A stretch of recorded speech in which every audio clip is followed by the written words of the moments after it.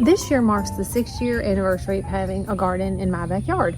So I thought I would go from the beginning until now, quickly, not too long, and show you how the backyard has been transformed. I can't say I, it's been we. It's been a group project, my family, how we've transformed the backyard, what was formerly like a play area when my kids were younger, until now like a relaxing garden space that we enjoy. So it really started about 6 years ago when I decided over in this corner to plant pumpkins. I love fall, I love Halloween, and so I decided I would plant pumpkins, not really knowing anything about them. I had mostly just been planting sunflowers. I put some little wood around it. I was trying to make like a little border, and I planted the pumpkin seeds, and you know, like I said, little did I know they would grow pretty fast. I decided, well, I'll dig up a little more area and see if I can expand it, not really knowing how long some pumpkin vines can get. And then started to just kind of slowly expand it and remove the soil, where probably at the end of that year I had one like full garden bed. And the next year I kept kind of expanding and like trying to clean up that garden area to put some, I think I put probably landscape timbers around it, just, you know, kept adding more soil so I could plant more things. And then I started deciding, well, I don't really have enough space. I want to continue to make this area a little bit bigger. So in the fall, I think September of that year, there was a hurricane near the coast. We are not on the coast, but we are near enough. We will get the winds of it sometimes for a day, sometimes 2 days. And so anyway, the neighbor's tree, which is no longer, that tree is no longer there. One of the branches broke off and like fell in the garden bed. So I think that year I was like, okay, I'm done. I don't want to do anything else this year. It flattened a lot of my, I think I had some zinnias, and it flattened a lot of those. So I was like, okay, I'm done. So that was the end of that year. In that summer, we decided we have an area over to my left, which was an old deck. And the grass just didn't really grow behind that area very well. We had painted it, we had stained it, we had done several things, and it was super old. So we decided, the family decided to tear the deck down. As a group, we removed the deck and then had this idea to add gravel. In the midst of all of that, there was a lot of heavy thunderstorms, and we started having flooding. So one day my husband and I, in the rain, had to come out and dig a trench all the way from, one side out of the gate into the front yard, because it was starting to, kind of flood near that area, and it was very concerning. So after that, we installed a French drain, and to this day, I'm still not really sure if that was necessary, but regardless, we installed a French drain. We got our gravel installed. My kids, we all helped till up that area, which that was an enormous amount of work. That was probably the most expensive part of our backyard. That was probably the most expensive part of our backyard projects that we've done, and it was most definitely the most difficult. It was July, it was hot, we were miserable, we were all complaining. But once we finally got that gravel down and got it installed, it was worth it. And it still looks pretty good to this day. We probably do need like some gravel added, but overall I would say it was well worth it to remove that deck. And now we have like this gravel space, which kind of helps absorb some of that heavy rainfall when we have thunderstorms. After we had the project with the gravel, we had a lot of leftover soil that we had removed from that area that we thought we needed to remove. and we didn't have anything to do with it. So that is how I ended up expanding into the second side of the garden. We took some old gravel from the path, an area over there, and made this path. So that is how we got to the point where I had one like full garden bed on this side. So that next year, it was just kind of a continuation of planting, and I started like doing a lot more research at the library, and it was at the library I discovered Florette. So I got Florette's books. This is the only book I got. She has 2 or 3, I think 3. One is Cut Flowers, this one, and Dahlias. And so that fall, I really enjoyed, it was September and October. I really enjoyed that area, but I started feeling like the backyard needed more, because my backyard is about, I think 50 or so feet, probably more that way. And I think my daughter and my husband helped me come up with an idea of how to add, just kind of like take this and copy and paste it and put it on this end. So we started to lay out that idea in the fall. We went and bought more landscape timbers, which are very affordable. Those at that time were about $4 or $5 each. So each, 8-foot landscape timber, was $4 times 2. And then we got ones for the end, kind of just laid those out. I think we got the weed eater and cut the grass all the way down. And I decided to do kind of a no dig. I knew after working on this area so hard and removing this soil with a pickaxe that I did not want to do that again.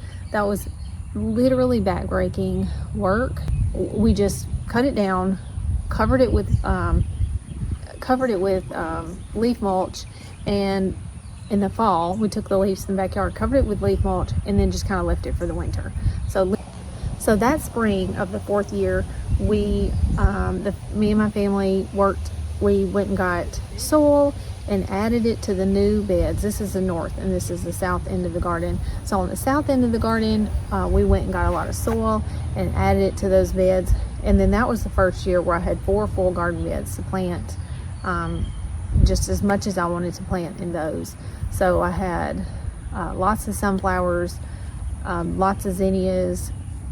I'm sure I probably had tons of zinnias back here, and just kind of experimenting that year with all the different things that I could plant. I don't know if I had Florette that year, or that might have been the next full year that I had. That was probably the next full year that I had Florette seeds again, and I've talked about those on my channel before. I love them. The Florette zinnias for sure, and the dahlias. I still have the dahlia seeds. I planted some more this year, and then I planted some last year for the first time. But I continued to plant and start to add more things to the garden that year. And then at some point we added, gravel to the back of that bed. And then my husband and son surprised me one day. I came home and there was a gravel path. So that was very, very nice of them. The next year was a really milestone year for me. I decided to take the leap, stop being nervous, and start a YouTube channel. Well, started sharing long form videos. I did this right before I turned 50, and then once I turned 50, I'm really so glad that I started doing that, and I have not regretted it at all. As the spring arrived, I started documenting all the things that I did in my garden from spring until whenever. And I didn't know how long, how this was going to go, what I would even be able to keep up with, because this is my first year attempting to share my garden journey. But anyway, each month I've been sharing videos on here about how my garden progresses from basically 12 months out of the year. I live in zone 8B, so it's very warm. I can plant things all year long, even though we do have a couple heavy freezes that sometimes will kill or take out, that will sometimes take out plants. But so that year I continued to share everything I was planting, all the different things I was trying throughout the year, and typically consists of similar flowers: zinnias, cosmos, dahlias. I've got my little perennial bed, and then I keep trying new things.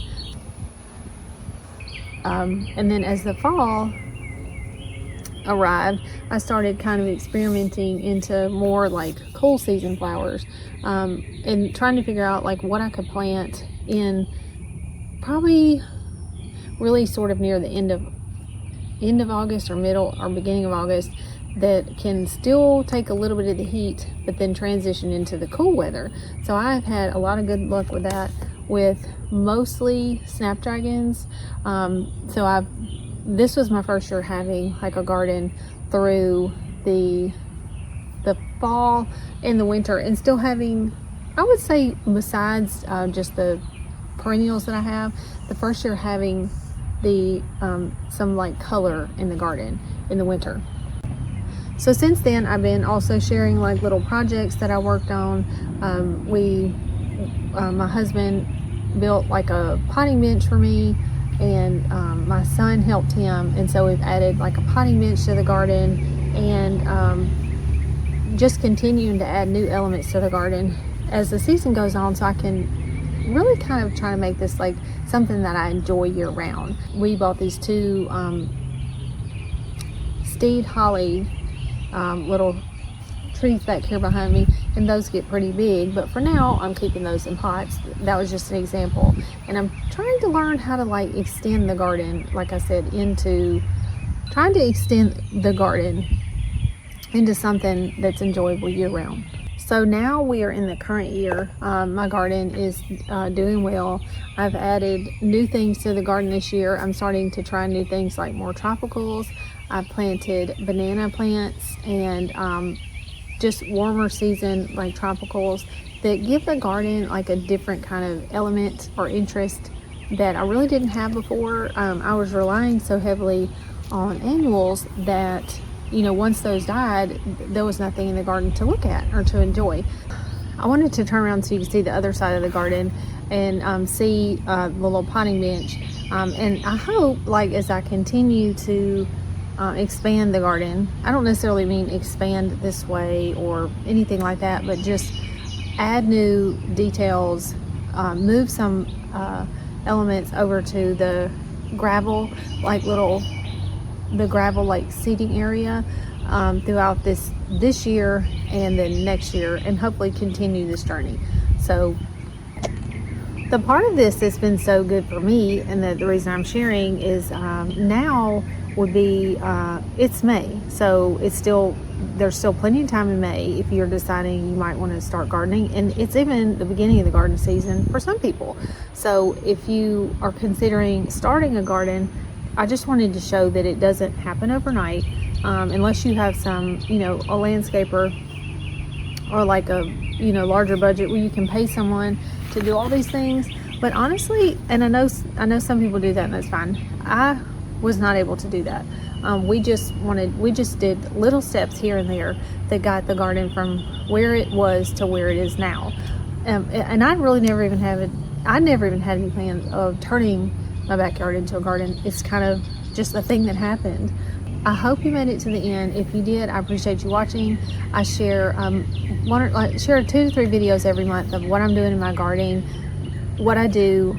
I share 2 to 3 videos of what I do every month in my garden. And if you made it to the end, thank you for watching, and I'll see you next time.